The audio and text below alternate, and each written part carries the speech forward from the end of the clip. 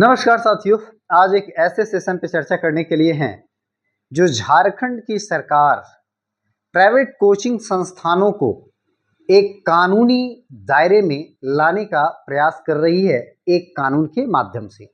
आइए हम लोग समझते हैं कि आखिर झारखंड की सरकार इस प्रकार का जो एक कानून ला रही है, इस कानून के बंधन में वे कौन कौन से कोचिंग संस्थान होंगे या फिर कॉलेजेज होंगे या फिर स्कूल्स होंगे, ये किन ऑर्गेनाइजेशन के ऊपर अप्लीकेबल होगा, आज हम लोग समझने का प्रयास करेंगे। और इसमें से कोचिंग संस्थानों की निगरानी और छात्र की जो सिक्योरिटी, जो उनकी जो सुरक्षा है, उसको लेकर के भी हम बात करेंगे कि झारखंड की सरकार ऐसा कदम क्यों उठाई सेंट्रल गवर्नमेंट के तर्ज पे, है ना। आइए हम लोग बात करते हैं Jharkhand coaching centre control regulation bill 2025। दरअसल कोचिंग संस्थानों की निगरानी और छात्र की सुरक्षा को ध्यान में रखते हुए ये झारखंड की सरकार कानून ला रही है। जैसा कि आप देख पाएँ, माननीय मुख्यमंत्री झारखंड के हेमंत सोरेन और शिक्षा मंत्री रामदास सोरेन। आखिर एक कानून इतना लंबा समय क्यों लगा लाने में? चूँकि आप जानते हैं कि प्राइवेट कोचिंग संस्थानों की अभी के समय में जो माली हालत है उतनी अच्छी नहीं है, लेकिन झारखंड की सरकार एक नए कानून इम्पोज करके आखिर उनको क्या परेशान करने की मंशा है या फिर इसके पीछे का क्या ऑब्जेक्टिव है, इन तमाम पहलुओं पे हम बात करेंगे, है ना। जैसा कि आप देख पा रहे हैं, गुरुजी पढ़ा रहे हैं और कक्षा में बहुत सारे बच्चे देखने को मिलेंगे, है ना। आइए इसी मुद्दे पे आज हम विशेष रूप से चर्चा करेंगे। झारखंड सरकार मानसून सत्र में Jharkhand coaching centre control regulation bill 2025 ला रही है और इस पे कैबिनेट की मोहर लगने के बाद में ये जब विधानसभा में इस पे नियमावली बनेगी, इसमें से देखना बड़ा दिलचस्प होगा कि और इसमें क्या क्या संशोधन किए जाते हैं, किस प्रकार की बातें इसमें ऐड की जाती है, जिसका उद्देश्य क्या है। इसका अगर मोटो की बात करें तो राज्य में जो भी कोचिंग संस्थान चल रहे हैं उसके नियमन के दायरे में लाना और छात्रों के हित को सुनिश्चित करना, वो झारखंड सरकार की जवाबदेही है एक कानून के माध्यम से, राइट। लेकिन इस बिल में दरअसल इसका ऑब्जेक्टिव क्या है इस बिल का? अगर हम ऑब्जेक्टिव की बात करें तो हम सबसे पहला इसकी ऑब्जेक्टिव की बात करें कि जब एक कानून झारखंड की सरकार ला रही है तो इसका मेन कोई तो मोटो होगा। आखिर मोटो क्या है? राज्य में अनियंत्रित रूप से बढ़ रहे कोचिंग सेंटरों पर अंकुश लगाना। कोविड काल के बाद अगर आप देखें तो कोचिंग की जो स्थिति है उतनी अच्छी नहीं कहा जा सकता है, ड्यू टू डिजिटल रिवॉल्यूशन के कारण ऑफलाइन आज भी मार्केट में उस तरह के सिचुएशन नहीं है पहले की अपेक्षा। लेकिन एनीवे, बहरहाल अगर हम कोचिंग संस्थानों की बुनियादी सुविधाओं की बात करें तो that is good step taken by the Jharkhand government, क्योंकि कोचिंग संस्थानों में जो एक बेसिक जो इंफ्रा होनी चाहिए, बुनियादी जो सुविधाएं होनी चाहिए, वो न होने के कारण झारखंड की सरकार सशक्त रूप से अब कानून ला रही है। तब उन्हें कदम उठाने होंगे, जो भी कोचिंग चला रहे हैं उनकी बुनियादी सुविधाओं को मजबूत बनाना होगा, बुनियादी ढांचा को सुधारना होगा। अत्यधिक फीस वसूलने की जो प्रथा थी, जो व्यवस्था थी, अब वो एक उस पर अंकुश लगेगा और छात्रों की सुरक्षा सुनिश्चित करना होगा। इसमें बहुत तरह के व्यवस्थाएं देखने को मिलेंगे जब ये कानून इम्प्लीमेंट होगा, लागू होगा। जैसा कि आप देख पाएँ, झारखंड गवर्नमेंट की हम बात कर रहे हैं कि इस प्रकार से गुरुजी पढ़ा रहे हैं और क्लास में बहुत सारे बच्चे हैं। अगर 50 से अब बच्चे होंगे तो उनके लिए विशेष नियम। अगर 16 साल से अगर कम उम्र के बच्चे को पढ़ा रहे हैं तो गार्जियन से कंसेंट लेना, अभिभावक से आपको ज़रूरी है। अगर 16 साल से ऊपर है तो ठीक है, अगर आप 16 साल के नीचे के बच्चे को अगर आप पढ़ा रहे हैं तो कंसेंट गार्जियन का लेना मस्ट है ना, वो भी हम बात करेंगे। कहता है किन केंद्रों पर ये कानून लागू होगा, वे कौन से सेंटर होंगे जहाँ पे ये कानून एप्लीकेबल होगा। कहता है वे कोचिंग सेंटर जहाँ पे 50 या उससे अगर ज़्यादा स्टूडेंट होंगे, आइदर स्कूल हो, कॉलेजेस हो या प्रतियोगी परीक्षा की आप तैयारी करा रही हो, कोचिंग सेंटर हो, उनके लिए ये बिल होंगे जो इस कानून के अधीन आएंगे। ठीक है, कहता है 50 या उससे अधिक छात्रों वाले कोचिंग सेंटर बिल के दायरे में आएंगे। ये भी एक इम्पॉर्टेंट पहलू है जो आपको विशेष ध्यान रखने होंगे। आखिर पंजीकरण एवं रेगुलेटरी कमेटी क्या है? इसमें जिला एवं राज्य नियामक प्राधिकरण, इसमें 2 स्तर पे कमेटियां होंगी, एक होगा डिस्ट्रिक्ट लेवल पे और एक होगा स्टेट लेवल पे। अगर हम डिस्ट्रिक्ट लेवल की बात करें तो वहाँ पे जिला अधिकारी यानी डीसी की अध्यक्षता में जिला कोचिंग सेंटर रेगुलेटरी एक कमेटी होगा जो इसको मॉनिटर करेंगे। अगर पूरे राज्य स्तर की बात करें तो उच्च शिक्षा विभाग की अगुवाई में राज्य कोचिंग सेंटर रेगुलेटरी अथॉरिटी होगा, जिसमें वरिष्ठ उसमें एक न्यायिक अधिकारी होंगे, सेक्रेटरी होंगे और अन्य भी शामिल हो सकते हैं। ऐसे प्रावधान होंगे जब हमारे नियम आप देखें, जब विधानसभा से पारित होगा तो मोटे तौर पे मैं आपको समझाने का प्रयास कर रहा हूँ, इसी प्रकार से आपको कुछ एक नियमावली देखने को मिलेंगे। राइट, रजिस्ट्रेशन और बैंक गारंटी की ये क्या व्यवस्था है? आखिर ये क्या बात बताता है? कानून लागू होने के 6 माह के अंदर आप सभी केंद्रों को कहा जाएगा कि जिला रेगुलेटरी कमेटी के पास आप आवेदन करें।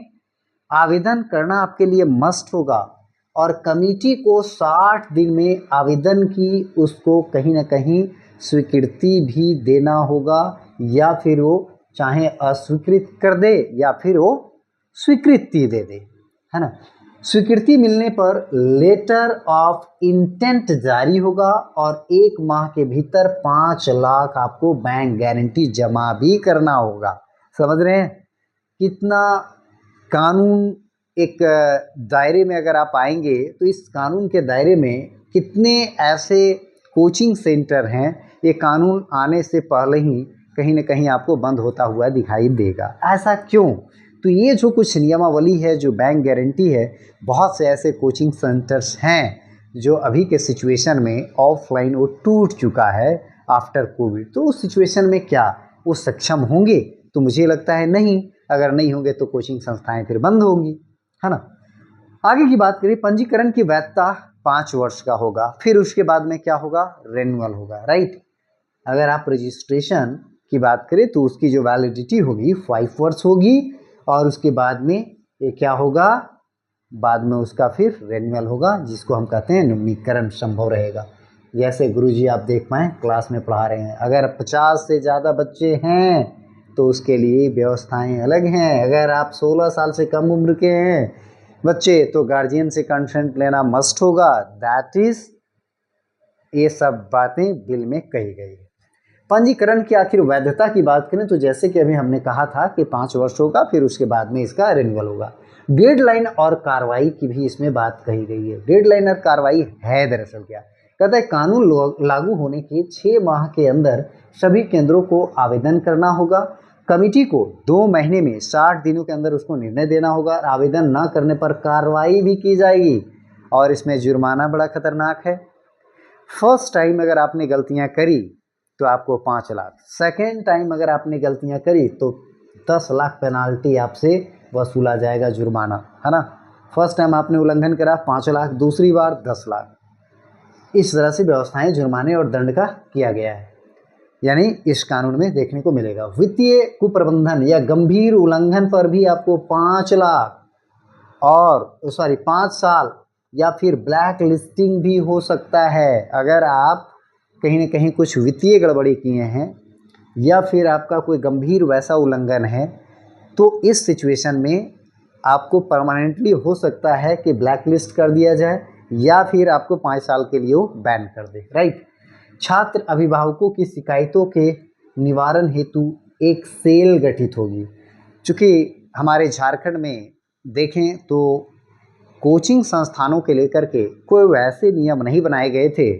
नन ऑर्गेनाइजेशन, अगर नन ऑर्गेनाइजेशनल की अगर हम बात करें तो कोई ऐसे नियमावली नहीं थी जिसमें इसका कोई निराकरण हो सके। चूँकि अगर छात्रों से आप ज़्यादा फीस वसूलते हैं तो उनके गार्जियन छात्र कहाँ कंप्लेन करेंगे, कुछ छात्रों के लिए अगर समस्या है तो कहाँ कंप्लेन करेंगे। तो एक ऐसी अथॉरिटी बना दी जा रही है जिससे छात्रों के लिए भी लाभदायक होगा और पेरेंट्स के लिए भी लाभदायक होगा, है ना।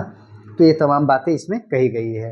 अब कहा गया है कि छात्रावास में नियमित पुलिस गश्त सुनिश्चित की जाएगी। होना ना होना दैट इज़ अनदर थिंग, लेकिन ऐसी बातें मूल रूप से इसमें बताया गया है, कहा गया है।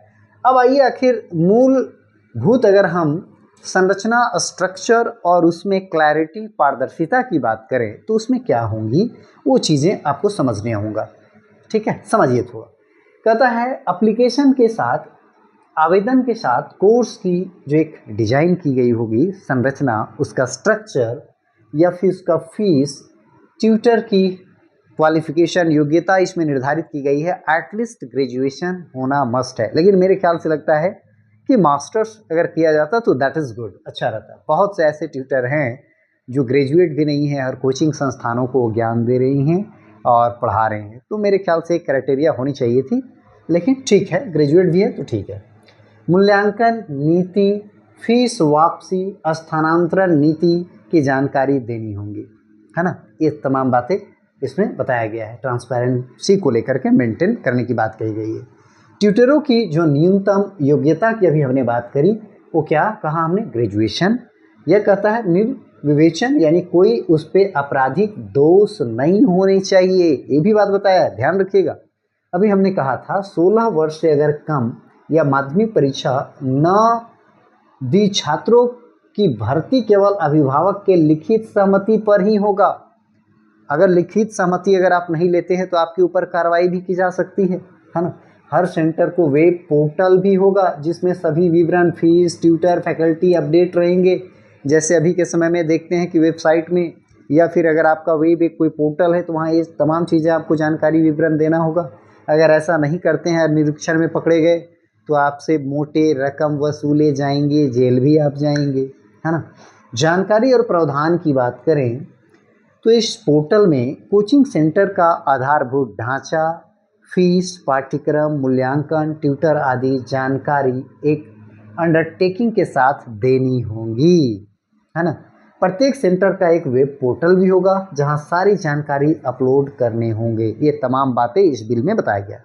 अब बड़ा एक इंटरेस्टिंग सवाल है, आखिर इतने वर्ष के बाद झारखंड में सरकार अगर जागी है तो ऐसा क्या सिचुएशन आया जो इस प्रकार का एक्ट बनाने के लिए झारखंड की सरकार बहुत जल्द कदम उठा रही है। इसका वजह क्या है? इसका वजह दरअसल ये है, आप देखते होंगे कि वैसे कोचिंग संस्थान में जहाँ पे बच्चों का बहुत ज़्यादा गैदरिंग हो, वहाँ आप देखें अगर किसी तरह से कुछ हो जाए तो ना निकलने का निकास, या फिर अगर बिल्डिंग में किसी तरह से कुछ हो जाए तो ना उन लोगों का कोई उस तरह का सुविधाएं, बहुत सारी घटनाएं घटित हुई है। सेंट्रल गवर्नमेंट के तर्ज पे झारखंड की सरकार इसलिए इस प्रकार का कानून ला रही है, और ये कानून ठीक है, लेकिन कुछ मायने में सही है, कुछ मायने में गलत भी है।